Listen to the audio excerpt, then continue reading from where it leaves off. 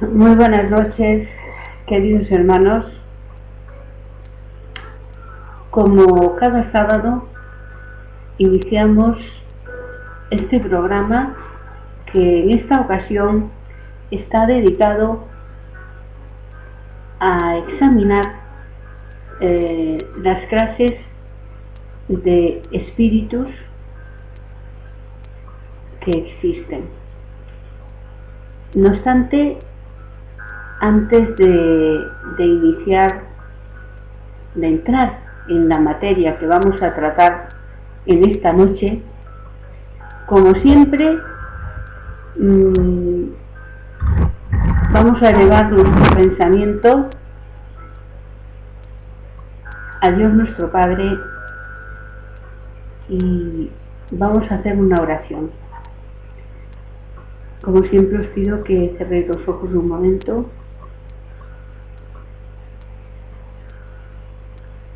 Elevando el pensamiento a Dios nuestro Padre, sintiéndonos abrazados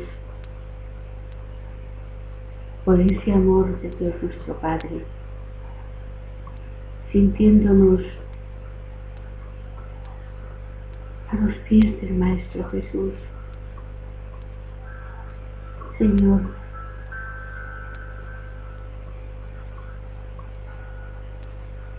en esta noche que todo está sereno y tranquilo,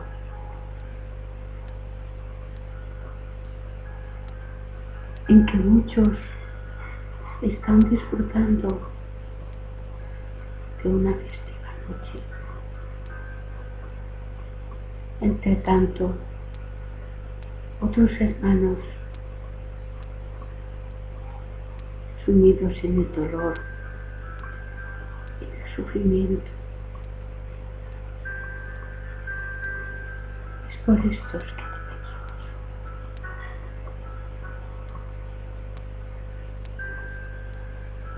Por los que lloran y sufren.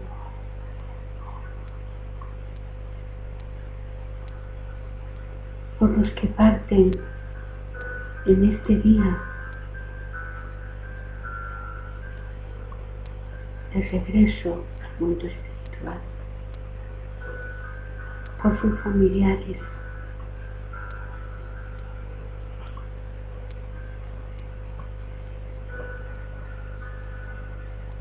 por todos nosotros, para que seamos capaces de ser un ejemplo vivo de la doctrina de Jesús.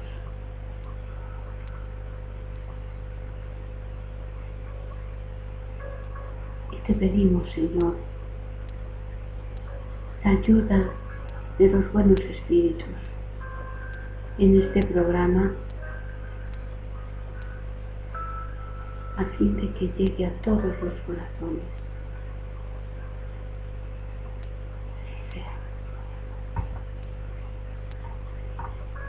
Bueno, tal y como os decía, en el día de hoy vamos a hablar un poco de las distintas clases de espíritus. Pero bueno, antes de nada, vamos a hablar de lo que es espíritus. En la codificación de Allan Kardec, donde él codifica todas esas respuestas dadas por los espíritus superiores a través de diferentes medios, sin que hubiera relación ni concierto ni mediada concierto entre ellos previo, los hermanos espirituales contestan que el espíritu es el principio inteligente del universo.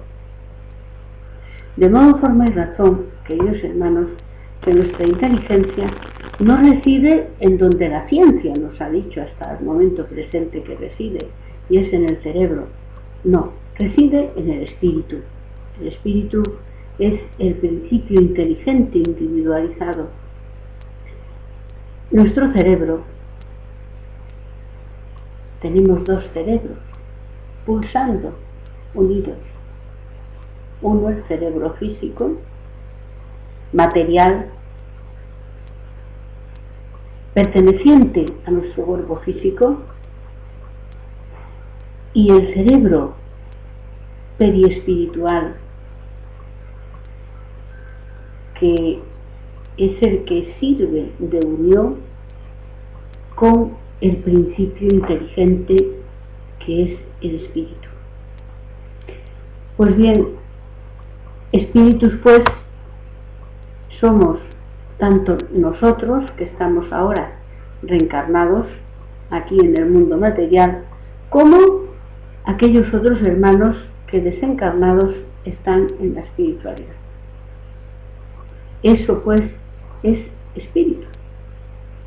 Espíritus pues somos nosotros y son ellos, los otros, como diría la película de Almenábar.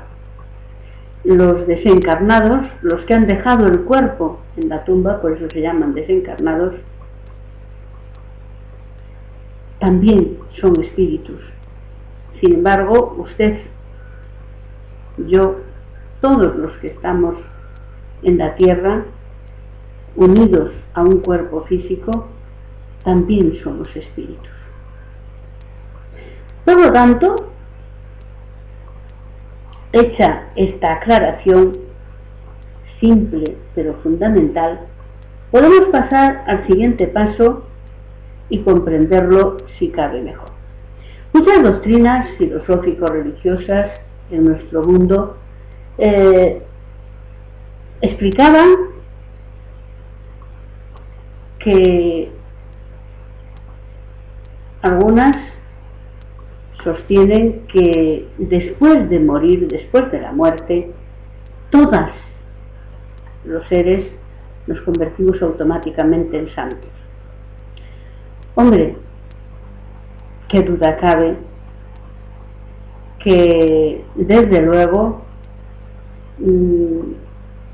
para ahorrarnos trabajos, aprendizajes, dolores y sufrimientos, si realmente fuese así, la cosa sería mucho más fácil. Pero entonces, aquellos que tantos trabajos y tantos sufrimientos pasan en la tierra, ¿por qué y para qué?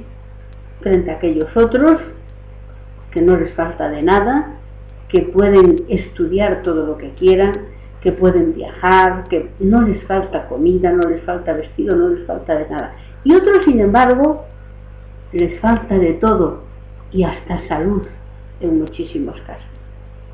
¿Eso cómo sería? Dios nuestro Padre, ya podíamos ir buscando otro nombre para Él, porque Dios es amor, es justicia infinita, es bondad infinita. Luego, desde luego, estaría bien alejado de la concepción que de Dios tiene la criatura en su íntimo, dentro de sí. Nosotros podemos decir, no, es una concepción de la sociedad nuestra. No. Ustedes pueden ir hacia atrás en la historia del hombre y ustedes encontrarán, sin embargo, que en las tribus más antiguas, en las tribus más primitivas, vayan a donde vayan, ya existía una concepción de un ser superior, de un ser que lo podía todo, y ese ser ya entonces se referían a Dios. Por lo tanto, la concepción que usted y yo tenemos, que nosotros tenemos, no es fruto de una concepción, de una educación de nuestra sociedad, no. ha existido siempre, y es que la criatura humana tiene grabado en su conciencia la ley de Dios, y por tanto la existencia de Dios es algo que la criatura tiene dentro de sí y conoce. Podrán decir mis amados hermanos, y tendrán razón, que existen personas que se declaran ateas, y en algunas ocasiones dicen que son ateos, como diría Andrés Luis en el libro de nuestro hogar, gracias a Dios. Ateo es alguien que no cree en Dios. Sin embargo, queridos hermanos, yo he visto muchos ateos y muchas ateas que en el último momento, cercanos ya a los últimos respiros y suspiros del alma en el cuerpo que estaba a punto de abandonar, se dirigían a Dios nuestro Padre con una fe y una certeza que yo desconocía en esos seres. Dios mío, pero lo decían con una profundidad que indicaba creencia y certeza de la existencia de ese Dios que ellos habían pasado toda una vida negando o dudando. ¿De dónde les vendría en esos últimos momentos esa inexorable e indubitada certeza de la existencia de alguien que han pasado muchísimo tiempo negando su existencia?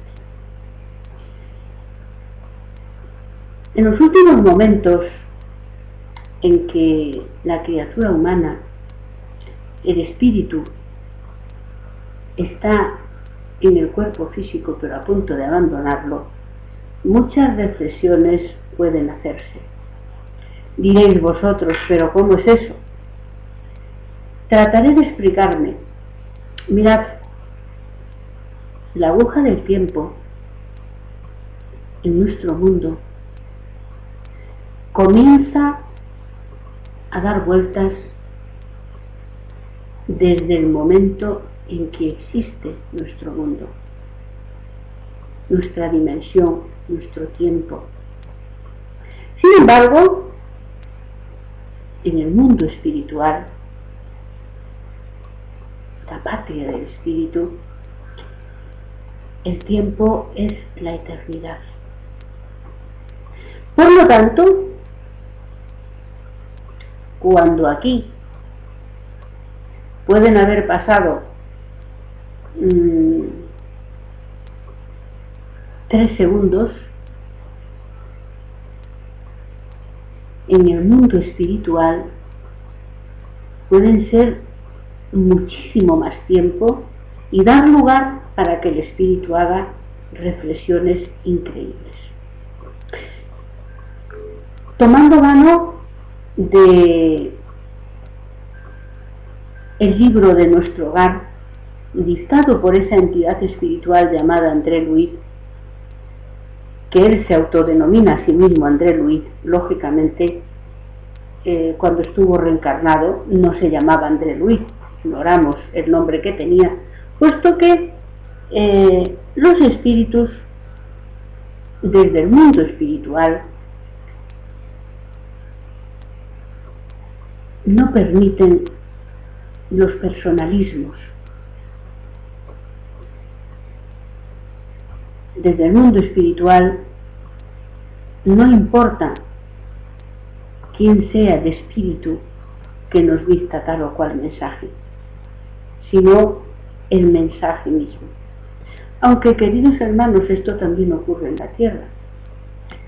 Si de repente alguien se presentara en la tele con un disfraz tal que pudiésemos confundirlo con la verdadera persona que representa, y de repente empezase a decir sandeces, nadie se creería que es un personaje serio, el personaje que nosotros conocemos.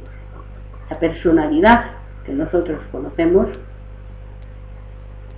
nos daríamos cuenta que no es él, o dudaríamos de que lo fuese. Por ejemplo, imaginen por un momento que alguno de nuestros ministros o de nuestros jefes de Estado de repente empezase a salir por la televisión y empezase a decir tonterías y barbaridades. Y todo el mundo sospecharíamos seguramente, y con mucha razón, de que fuese él, de que no fuese una caricatura o una creación, una burla, puesto que, equivocados más o menos los políticos, sin embargo, no suelen salir en público diciendo auténticas sandeces y barbaridades. En este punto, igual hay que pensar de los espíritus.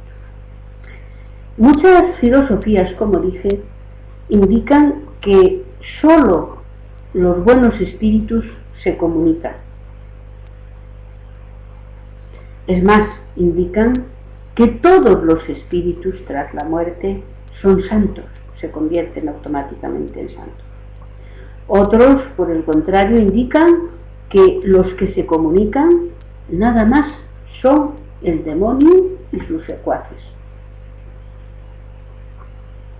Sin embargo, el espiritismo, en este punto, como en otros muchos, nos viene a aclarar que igual son espíritus los que han dejado el cuerpo en la tumba como los que aún siguen unidos al cuerpo físico. No depende, pues, de que estemos en la dimensión física o en la dimensión espiritual, no depende que seamos espíritus. Espíritus somos todos. Unos están en el mundo espiritual y otros en la dimensión física. Dos realidades, dos vidas. Entonces, será lógico que el espíritu, cuando pasa de la vida física a la vida espiritual, siga conservando las virtudes y los vicios que tenía en la vida física. Por lo tanto, ¿cuántas clases de espíritus hay? Pues los espíritus, contestaban Allan Kardec, que había tantas clases de espíritus como hombres y mujeres, clases de hombres y mujeres había, puesto que los espíritus no eran otros que los hombres y mujeres que habían estado viviendo en la tierra y en otros mundos. Ya tenemos, pues, una concepción muy distinta a la que llegan distintas filosofías. El espiritismo, pues, entiende de que el espíritu puede estar encarnado o desencarnado, o sea, puede estar viviendo en la vida física o en la espiritual, pero va a tener, eso no va a afectar a sus virtudes y a sus desvirtudes. Por esta cuestión nos vamos a encontrar en general con tres grandes clases de espíritus. En la cúspide de esa pirámide de la jerarquía espiritual vamos a encontrar a los espíritus puros, aquellos como Jesús que han llegado a través de una conquista personal y de muchas vidas y experiencias, han llegado a la pureza, o sea, se han deshecho de todas sus imperfecciones. Descendiendo por el cono de esa pirámide jerárquica espiritual, tendremos los espíritus superiores, que son aquellos que han llegado a unos conocimientos increíbles, no tanto como los espíritus puros, pero a unos conocimientos increíbles y a una elevación moral también increíble. Seguimos descendiendo por el cono de la pirámide y vamos a llegar a los espíritus buenos, que son aquellos que tienen relativa elevación en conocimientos y relativa elevación en moralidad. Esto va a dar lugar a otras subclases de espíritus buenos, aquellos que han conquistado una gran elevación moral, pero sin embargo todavía les faltan por conquistar muchísimos aprendizajes en el terreno del conocimiento. También nos encontraremos aquellos otros espíritus que, teniendo grandes conocimientos, detentores de un vasto patrimonio en el terreno intelectual, sin embargo, su elevación moral deja mucho o bastante que desear. También vamos a encontrar otros espíritus que, aún no llegando a ser espíritus superiores, sin embargo, tienen una muy elevada moral y un muy elevado número de conocimientos. Seguimos descendiendo en esa escala espiritual y ahí vamos a encontrar a los espíritus inferiores, los cuales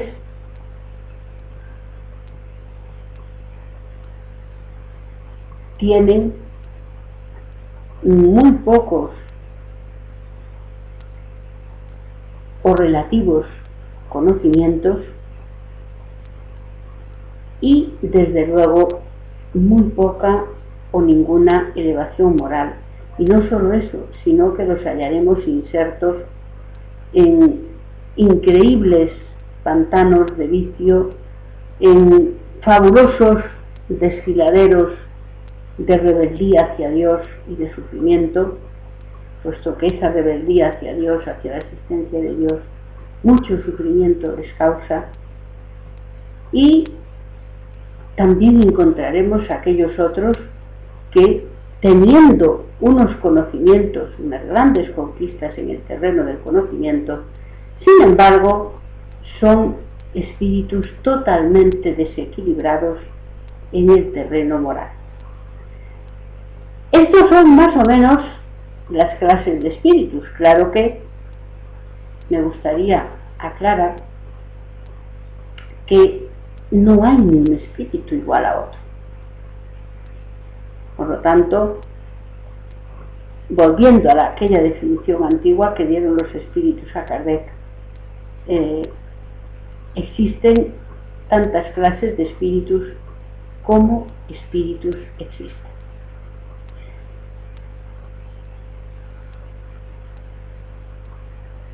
Algunas, en el libro de los espíritus podréis encontrarlos como espíritus de primer orden, refiriéndose a los puros, espíritus elevados de segundo orden y los espíritus del tercer orden, que son aquellos que son poco elevados, los espíritus inferiores. Y dentro de esos espíritus inferiores nos encontraremos, la mayor parte practican el mal por ignorancia. Y dentro de esa escala espírita que hemos estado viendo, como digo, dentro de esos espíritus imperfectos, podemos encontrarlos más o menos atolondrados, más o menos ignorantes y más o menos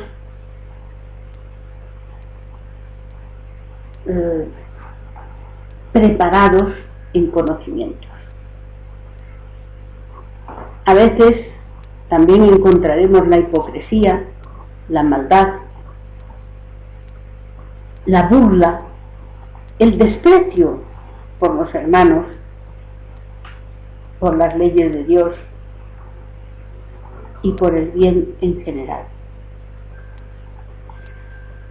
Hay muchas clasificaciones de espíritus, pero en general tenemos, como digo, espíritus puros, los espíritus buenos y los espíritus imperfectos. Esos tres órdenes en general, que luego las clasificaciones que nosotros podemos hacer de los espíritus dependen de los criterios que elijamos para esa clasificación.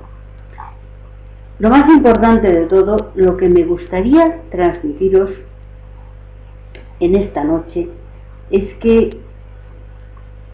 todos, absolutamente todos, los espíritus, con independencia del grado de imperfección con que nosotros los veamos, van a llegar a ser un día, y llegaremos también nosotros, usted, yo, todos llegaremos a ser un día espíritus puros. Esa es la gran noticia, la gran novedad del espiritismo.